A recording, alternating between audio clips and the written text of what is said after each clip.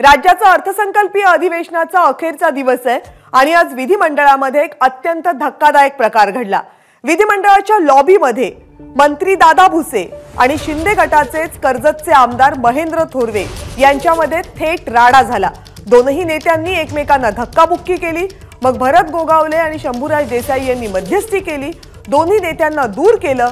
पण शिंदे गटाच्या मंत्री आणि आमदारांमध्ये झालेल्या धक्काबुक्कीमुळे लॉबीमध्ये मात्र खळबळ उडाली।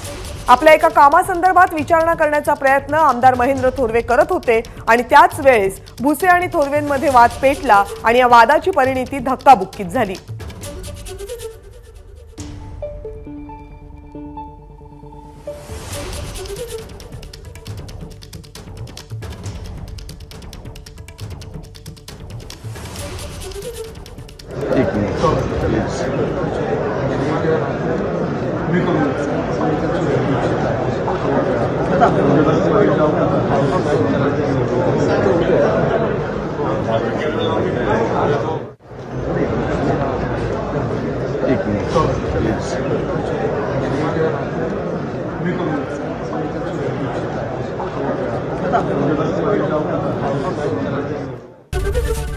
एबीपी माझा, उघडा डोळे बघा नीट।